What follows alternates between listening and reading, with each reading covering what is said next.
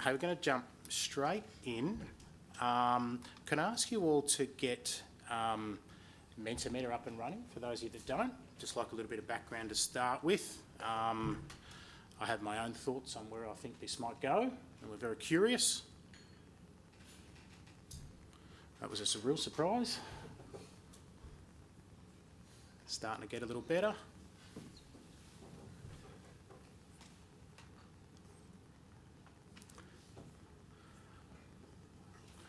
All right.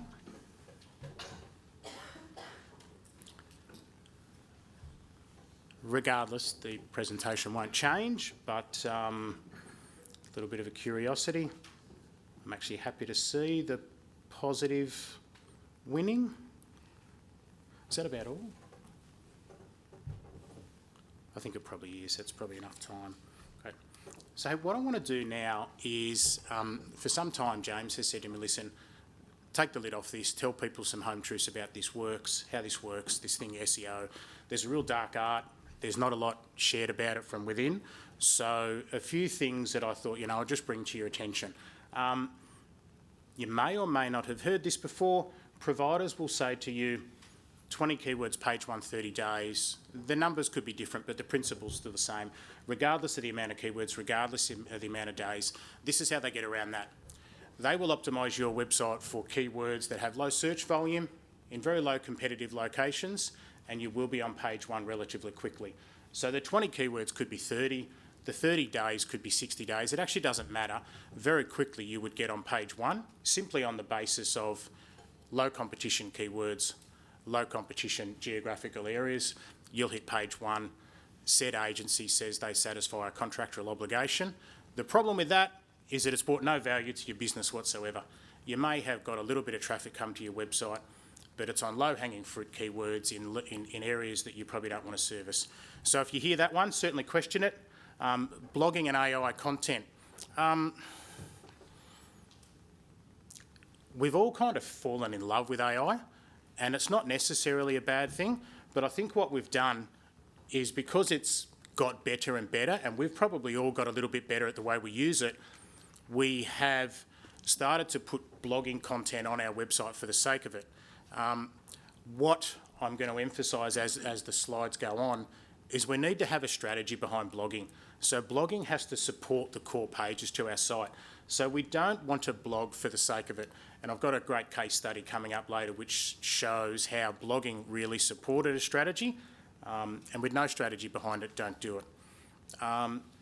The GBP stands for Google Business Profile. So for those that may or may not be aware, that's where you appear in map search results. So if you search something and you've got paid ads at the top of the page, and then you'll have the little box which will have 3 listings in it, that's Google Business Profile. So as an example, our office is 2 kilometres down the road here in Burleigh. Our Google Business Profile is never going to be found in Brisbane. As a general rule, 20 kilometres at probably the most is as far and wide as your Google Business Profile is going to be found. So if you're wondering, if you're a Gold Coast-based business and you're wondering why you're not being found in map search results in Ipswich, Brisbane, etc., you can put in the back end of your Google Business Profile that you want to be found in Brisbane, but the reality is Google's not going to show you up in Brisbane. It's just not going to happen. So log back into your Google Business Profile and update the parameters to be a lot closer to the address where you've set up your Google Business Profile from. One other thing I'll say on that is a lot of people say to me, I've got more 5-star reviews than my competitor, but they appear higher than me in map search. And it's a little bit of a bugbear for people. Keep chasing the reviews because people are influenced. Strangers are influenced by the reviews, but Google only places a limited weight on the reviews in terms of its algorithm for ranking you in map search results. It's going to put more focus on proximity and relevance as opposed to 5-star reviews. But chase them because strangers believe the reviews. They may not even believe you as the business owner, but they'll believe a review from a stranger. So keep chasing them. Not all traffic is equal. Kind of almost ties in with the first one. You could get a lot of traffic come to your website, but if it's the wrong traffic, well, it's a pointless activity. So you need to keep in mind that know what your business goals are and be prepared to share that with your marketing provider, because then what they'll do is tailor a keyword and content plan to make sure that you bring in the right traffic. I'm sure we'd all understand a fairly simple principle. You'd rather get 100 visitors to your website and have a higher conversion rate as opposed to get 1,000, and they're just all tyre kickers, or they're people that are finding you and they're not even needing your service because they've kind of been misled because traffic's coming to your website for topics that are just completely irrelevant. Backlinks, quality v quantity. Some time ago, backlinks was a big thing in SEO, but we're probably talking at least 3 years ago, possibly more. Now, backlinking is nowhere near as relevant, so don't be focused on it. And if you are at the moment, please, I urge you, take your focus off it. It's not going to get you the benefit that you want. Google's a content machine. It loves content, good quality content, but we're going to come to that. We'll also come to digital PR as we go along. SEO, how long does it take? The response there of it depends sounds like we're almost avoiding the question, and it's not that at all, but it's probably a 30-minute presentation on its own. So consequently, it does depend, and it depends on a number of factors. I'm here today with Ryan, who's sitting over here to the side. When we get to the networking at 4:30, you can elaborate on that, for you all in a lot more detail then. Right. This is something that we really, really want you all to understand, particularly if you've actually been working on your website and you think, you know what, I'm not getting the results that I wanted or needed. We've added content, we've had an agency do it, but if you're not getting the results and you're thinking, what have we done wrong? So, crawling. This is about your site's ability to be readable or not. So, little spider there, you could use spider or bot, it doesn't matter, but the bots actually crawl your website. Now, if there's technical issues with your website or code on your website, or your website's as old as me, you're going to have a problem because it won't be able to be read or crawled. I'm going to guess that most of us in the room don't have a website that's as old as me, so you're not likely to have this problem. But in this diagram about how Google works, where most people fall into a problem is under this indexing heading here. So you'll go and add a page of content to your website on topic A. Hopefully your site is in good health, so the bots will crawl it or read it. They'll know what it's about and understand it. That of its own doesn't guarantee that that bit of content is now indexed. So when it's indexed, it's added to Google's massive library of content on your topic. So your topic A, there may already be hundreds of thousands of pieces of content on the internet about that topic. Google just adds it to its library. So it's read your content and said, yeah, great, added it to the library. But then the real challenge is ranking. So what you'll see there is we've got 1, 2, 3. This is where the real is the art to it. Decent content will typically get indexed. Although that said, I'm going to come back later on and explain why it's actually getting harder and harder to get content indexed, and that does come back to that AI that I spoke about earlier. But ranking. Once your content is indexed, it's not a given that you'll rank. So don't just assume, oh, okay, my content's indexed, I've checked that through Google Search Console, so now all of a sudden I should be on page 1. It's not that easy either, because you've got to keep in mind your competitors who may have been doing this for a period of time before you, they're a little bit ahead of you in this race, you might say. So we've got something for you that we'll hand out, not hand out, but something for you online at the end that we're going to share with you that explains this in a little bit more detail, because this is something that's really important, because I think a lot of people probably have tried to be active on their website and probably haven't got a result and have probably sat back and thought, what a waste of time that was. It probably wasn't a waste of time, but hopefully this will provide a bit of clarity for you around why you maybe didn't get the results you wanted. Of the 4 bullet points there, something that we really, really want to stress is strategy. Probably shouldn't be at the bottom, but the reason it's in capitals is that everything that we do comes from strategy. We are just obsessed with it and we're in love with it. Keyword and competitor research is 2 activities that we go through, which from that we then create strategy. We look very, very heavily into competitors because success leaves clues. So when your competitors are doing something well and they're getting rewarded by Google with lots of traffic, lots of inbound leads, etc., it's our job to look at them and say, what are they doing? Why is Google rewarding them? So going through these processes is strategy. We've got a case study coming up where we'll expose a little bit about a strategy we created and how we got some great results. Very briefly, our keyword intent. So certain keywords or certain words have a different intent. There could be a buying intent or there could be a research intent. So knowing and understanding the differences and having specific pages on your website for each of the intent of your user, depending on your potential client, they're at different phases of their research and or buying cycle with you. So capturing them, I should say, where they are on their journey, and sending them to the right pages. So very, very important to do that. And knowing your market, I'm going to come back to that because it's going to come up in this slide now. So this was a strategy created by Ryan. I'm probably not going to do it justice here, but a vet was opening up a new practice in Sunnybank, which is on the south side of Brisbane. He was from Hong Kong. He was hoping that he would be able to use his background to target an Asian audience in that area. So with the use of census data, Ryan was able to really drill down suburb by suburb, actual nationality by nationality, even looking to the point of what dialect certain people in that community spoke, creating location pages to target people in certain suburbs, even getting down into the nuances of what language some of them use compared to others. That might not sound like much, but that was something that took a phenomenal amount of work to kind of obtain all that data. Went back to the vet, Dr. Leo, his name is. He was even gobsmacked at the research Ryan presented him and said, I probably should have known this stuff about my community and I've just gone and spent $1 million to set up a vet practice here and I didn't even know that. So research is absolutely fantastic. I probably haven't done that justice, you know, what went into that campaign to get that going well for him.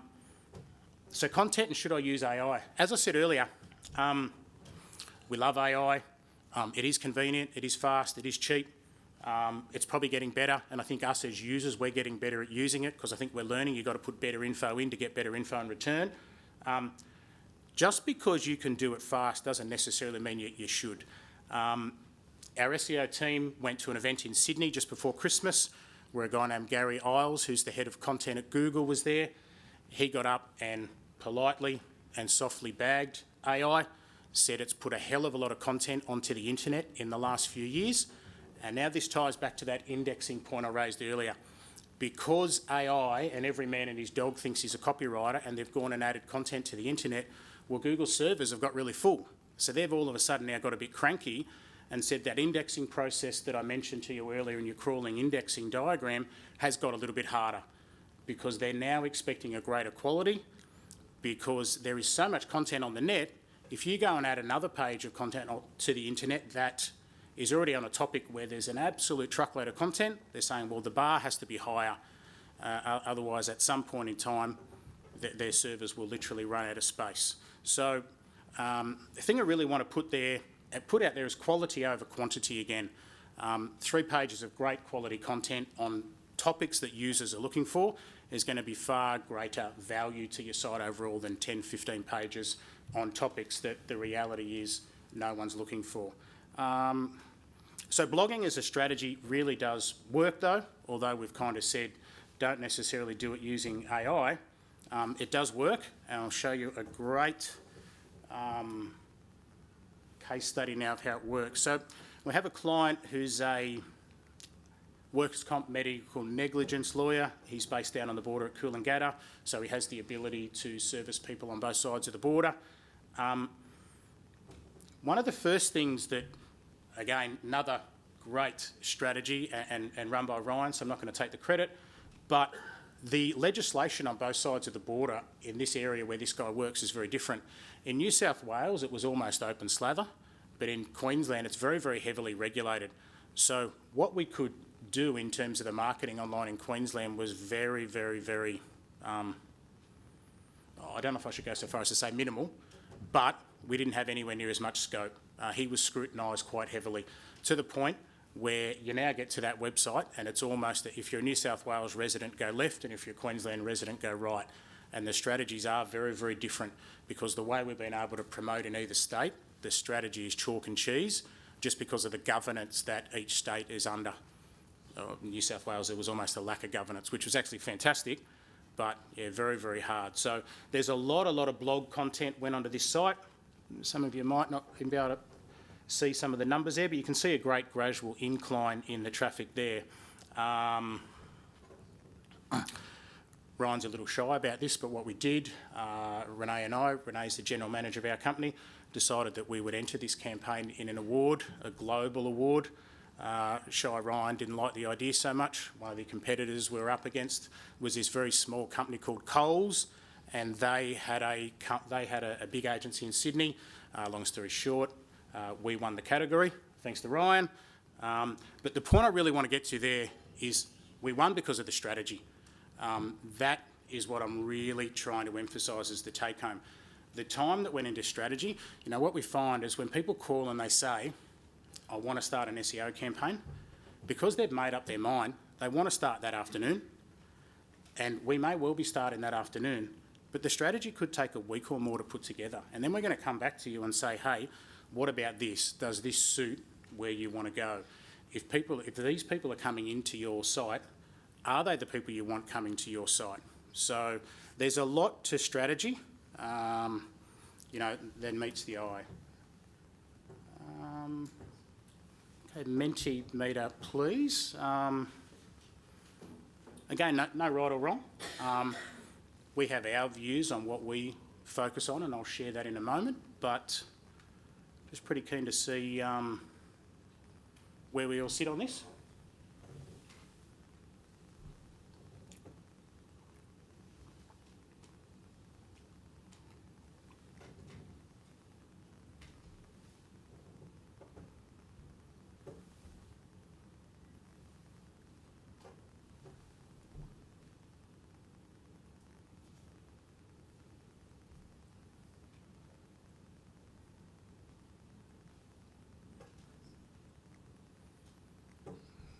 It's jumping.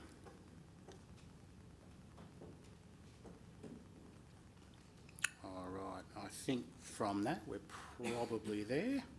I think we've, oh, no, we're still playing. All right. Our focus is typically to share with you straight away, as honestly and bluntly and as transparently as we can. We normally try to focus on ROI, because what we find is typically from a business owner's perspective, if they spend X, they want X in some sort of multiple. So that's what we try to focus on. But that's why we're very focused on saying to you, what are your business goals? Because if you have certain goals and we're not aware of it, it's literally impossible to achieve.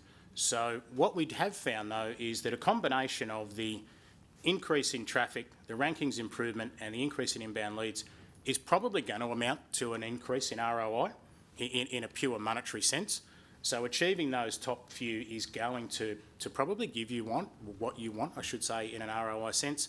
However, this can only happen if, you know, there's some transparency and honesty around knowing what your business goals are. And I guess the reason we try and focus a little bit on ROI in a monetary sense, just to share that with you, is that SEO unfortunately has a little bit of a bad name. So it's very hard at times to actually make up your mind at the end of the month, the quarter, the year, whether you've actually got any return on your investment. Hence, we try to focus very in-depthly with you on monthly reporting to really drill down to the number of leads, the number of sales, and try and put some sort of dollar value on it.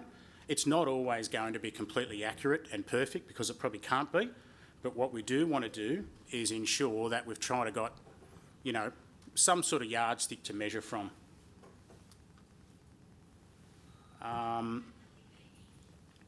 So we spoke about the ROI in a monetary sense.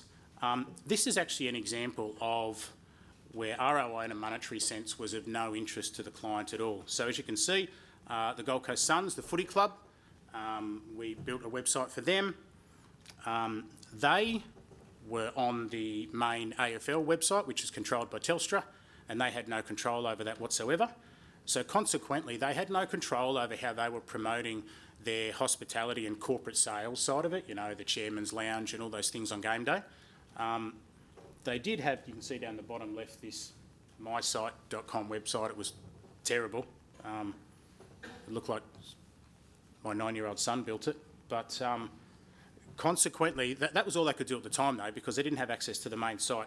So we went and found some new domain names for them. The brief was simply, we need consistency with our brand from this new site into the main site, and we would like more corporate sales. This was back in February, but they said for this entire season, if we can just achieve some consistency across our brand, you know, we would be very, very happy with that as a short-term goal. So I think we're pretty confident we achieved that for them, which was great.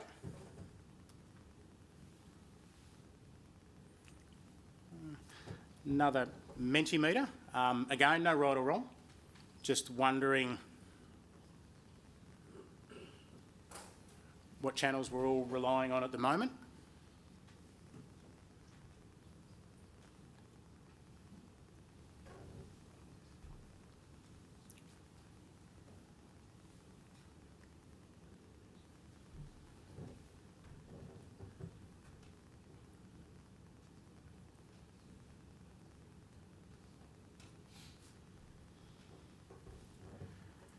Is there another option on this which was other? Or have we lost that? Yeah, apologies, I think there was another option which was other. I don't know where that's gone. Technology is great when it works.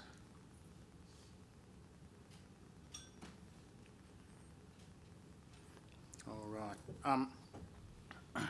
Again, with that, there's absolutely no right or wrong. It's actually knowing where your target audience is. So, you know, I spoke about that research earlier, your keyword competitor research, and said not only see what they're doing online, but actually find out where your clients are and go and target them on that platform.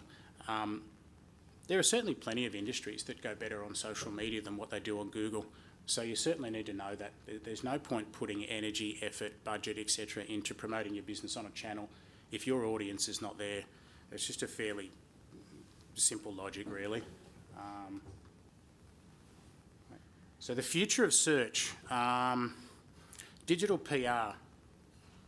So PR stands for public relations. I guess those of us in the room with a little bit of age on our side understand what public relations is all about, but we understand it probably in a little bit more of an old school way. Now digital PR has come about online in the form of backlinking. This again is one of those topics that probably is 30 minutes on its own, so my overview here is going to be very, very brief because I simply couldn't do it justice in the next 7 minutes. But public relations link building is all about using techniques based on public relations. For instance, press releases and media pitching to ensure that valuable editorial links lead back to your website. So what I want to do there is just come back to when I spoke about backlinks not being as important as they were earlier. We still stand by that, but what we do say is from digital PR backlinking, you are going to get very, very, very high quality backlinks. So if you can get only a few backlinks, but they are with other sites that have a very, very high domain authority, hence they are very highly thought of by Google, and you are backlinking with them, then you are essentially piggybacking off the back of them, and you will get some pretty good results pretty fast because you're now aligned with high-ranking sites. And reaching out to certain journalists, publications, etc., and making that happen can get you some fairly quick results.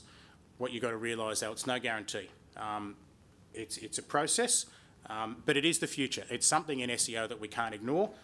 It's not going away, and it is very valuable. It can get you some results pretty quickly, and great results. TikTok, that's something that we are moving into. I guess anyone in the room who might be e-com, what you might be really interested to know is that TikTok has a shop function that is currently available in the States, Europe, Asia. I don't know exactly when, maybe later this year or early next year, that function's going to come here to Australia. So if you're e-com, that is going to be an absolute great way to be selling your product, in addition to, you know, your traditional e-com websites. it's set up in such a way that it's just a 2-click purchase process. It's so much easier than buying a product from a WooCommerce website. But that said, again, go back to what I said a moment ago, that's only relevant if your target audience is on that platform.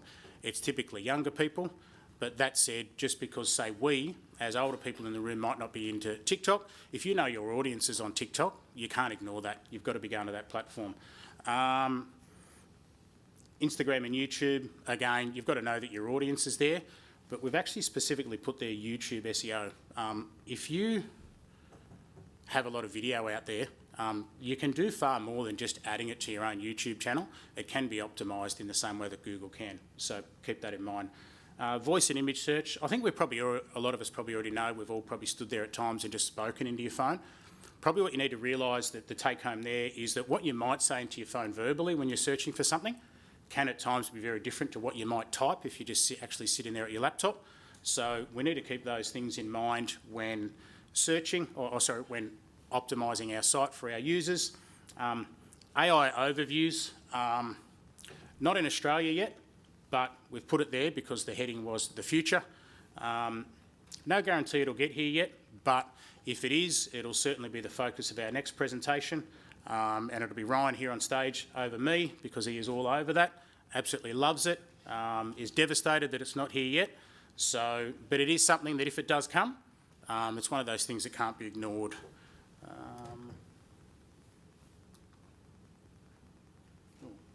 clicked too far. Sorry, takeaways. So know your target audience. We spoke about that in terms of know where they are, know how they're searching for you, understand that keyword intent and know why.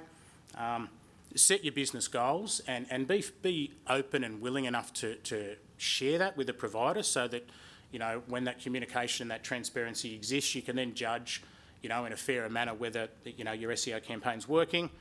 Look to diversify your marketing into new channels. We've spoken about a few of those. Lastly, the QR code does work, so if you want to scan that, that'll take you to a page on our website which Ryan has built specifically for everyone here in the room. This presentation is there, so you can download it from there. There is also another PDF on digital PR. There's another PDF which goes into more detail about that slide of crawling, indexing, ranking, because that's something we really want people to be able to get their head around, because it may have great bearing on, you know, what you've done and what you might do in the future. I believe there's a couple of more PDFs on there as well, Ryan tells me, but I can't quite remember what they are. But look, hope that's been helpful. Could have spoken for a lot longer and gone into more detail, but a lot of the topics are hard. So, yeah, hope that's been of value to you all. Sorry? Oh, okay. I'm told I've got 2 minutes, so it looks like James owes me a glass of red because I won the bet, but 2 minutes. Anything. Not hard. So Peter, most businesses in the professional services space contend with other professional service providers that have got huge budgets. So if I don't have $200,000 to spend, is it worth getting into it? Yeah, definitely. I go back to that main lawyer's example. You know, some of his competitors are Shine Law, guys that probably spend more in a month than he can spend in a year. It just comes down to strategy and setting that kind of expectation to say, well, what does success look like for you? You know, so, okay, you're not going to have that budget of the bigger competitor, but if you spend X, you know, after a 6 or 12 month period, what can be achieved and would that be worthwhile? So, yeah, I think the reality is we all have bigger competitors who we know we can't compete with. But I think if you can create a strategy to just still have a win, yeah, maybe not look at it so much as competing with them, just competing with yourself. You know, if I can get a little bit of market share from them, better than nothing. Yeah. Yes? Yeah, well, I'm in construction and as I've noted, you know, most of it's word of mouth. What do you usually say to someone in that regard when, you know, opening up new doors by doing something like this and, you know, is there any examples of that, you know? Again, I think it just probably comes down to what would be a win in your eyes. You know, if you kind of went, well, it's always been word of mouth, I've never gone down the online road for whatever reason, you know, if you just wanted this much result or this much result, you know, and there's probably got to be some maybe tolerance to risk. You know, what's your risk level if we're not convinced it's going to happen? If we haven't had a client in your space before, you know, we might be kind of saying, oh, well, we don't know it, but you know what? Regardless of the industry, our process and procedure is always the same. It's worked across multiple industries. There's no reason it wouldn't work against yours. But yeah, it comes down, I think, that expectation. You know, if you were relying on it, and it might be problematic, but if you kind of went, you know what, we've got a lot of business momentum, cash flow, etc. We're going to go into this, and if it doesn't work, well, it's not going to be the end of the world. Yeah, so probably. Can I just support you on that? A lot of people that do get recommended to other people, the first thing they do is go online and search for you. So if they're searching for builders in Gold Coast and you don't come up for whatever reason, that lead might well just drift away. So having that supported approach makes a lot of sense. They're searching online, trust me. Sorry, $20 later. Yes. Google's been the big thing for a while, but is it going to be the big thing going forward? I think TikTok's trying to take it on. You know, I don't think they're going away. Bing is certainly trying to get some market share. The event we mentioned, that the awards we went to early in the year, it was sponsored by Microsoft, and they were there. We went to an event at their Melbourne office the night before. They're really, really looking for market share, but I think they're very realistic about not being able to take over Google. I think TikTok will really get a good bit of market share, but probably of a younger generation. You know, I'd probably go back to that audience and say, if your audience is there, we'll do it. But Google's not going away. No. They've probably got to adjust themselves a little bit with the current times, but they're not going to go away, I wouldn't think. No. So just expanding on TikTok, are you saying TikTok's expanding more into a search engine as opposed to just sort of, I don't know what the terminology is, maybe short videos or? I wouldn't even say it's expanding into it. It's already there. Those AI Yeah, summaries yeah. are already on TikTok. If you search something in the search, they're already there. Yeah. TikTok, they're really investing in themselves. Yeah, they're. Yeah. Sales role. Yeah, we'll talk. Yeah, TikTok's going to be huge. I think they're only just beginning. Great opportunity for Australian businesses, I think. What's the average age on TikTok? Any ideas? Right? Younger than me. 12, 13. Thanks, All right. Thank you very much. Thank you.